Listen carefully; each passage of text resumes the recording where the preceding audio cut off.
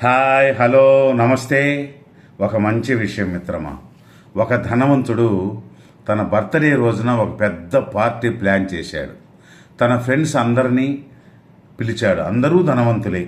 ఆ పార్టీకి వాళ్ళందరినీ ఇన్వైట్ చేస్తాడు. అయితే ఒకే ఒక ఫ్రెండ్ మాత్రం తన చిన్ననాటి స్కూల్ ఫ్రెండ్.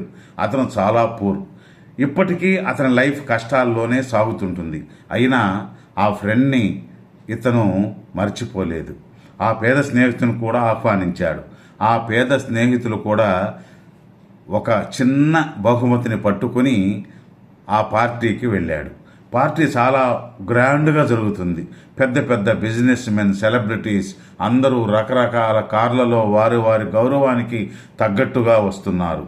మంచి విందు భోజనం, అందరూ తిన్నారు. ఇంతలో ఆ ధనవంతుడి వేలుకున్న వజ్రపు ఉంగరం కనిపించలేదు. అందరినీ పిలిచి, నా డైమండ్ రింగ్ పోయింది, అది చాలా ఖరీదైనదని, దయచేసి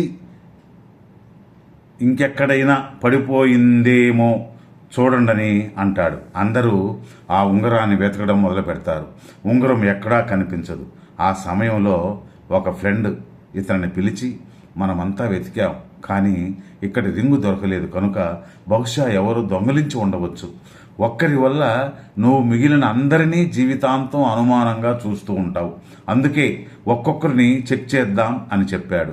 మిగిలిన స్నేహితులు కూడా అవును అలాగే చేద్దాం అని అందరూ తమ తమ జేబులు చూపించుకోవడానికి సిద్ధమయ్యారు. కానీ ఆ పేద స్నేహితుడు మాత్రం, మీరు నా స్నేహితులు కదా, దొంగ అనడమే తప్పు, స్నేహం ఉంటే అనుమానం ఉండకూడదు అని గట్టిగా చెప్పాడు. ఆ మాటతో అతన్ని అందరూ ఇంకా అనుమానించడం మొదలుపెట్టారు. అవునా, ఇతనే దొంగలించి ఉంటాడు, పేదవాడు కదా, చాలా రోజుల నుంచి తిండి లేనట్టుంది, అందుకే దొంగలించేడేమో అని అందరూ అతన్ని అనుమానించారు. కానీ ఆ పేద స్నేహితుడు ఏమీ మాట్లాడలేదు. ఆత్మగౌరవంతో మౌనంగా నిలబడ్డాడు. ఎవరి ఇళ్లకు వాళ్ళు వెళ్ళిపోయారు. ఆ రాత్రి ధనవంతుడు తన గదిలో కోటు తీయగా లోపల జేబులో రింగు దొరికింది.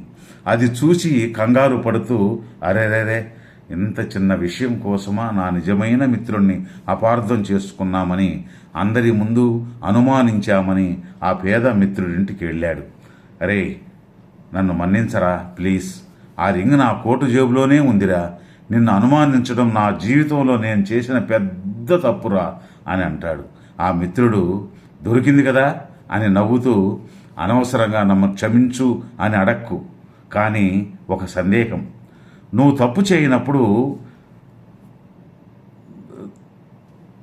తన తనిఖీకి ఎందుకు ఒప్పుకోవడం లేదని అడుగ్గా, అతను మంచం పైన నిద్రపోతున్న తన కొడుకును చూపిస్తూ, వీడు చాలా రోజులుగా అనారోగ్యంతో బాధపడుతున్నాడురా, నేను మీ పార్టీకి వస్తుంటే, నాన్న నువ్వు పెద్ద పార్టీకి వెళుతున్నావు కదా, నాకు వెరైటీగా ఉండే ఒక స్వీట్ తీసుకురా నాన్న అని అడిగాడు. పార్టీలో భోజనం చేస్తున్నప్పుడు నా కొడుకు కోరిక తీర్చాలనే ఉద్దేశంతో ఒక స్వీట్ నా జేబులో పెట్టుకున్నారా. ఆ సమయంలో తనిఖీ చేస్తే ఉంగరం కాదు, స్వీట్ కనిపిస్తుంది. స్వీట్ దొంగిలించాడని తిట్లు తినాలి.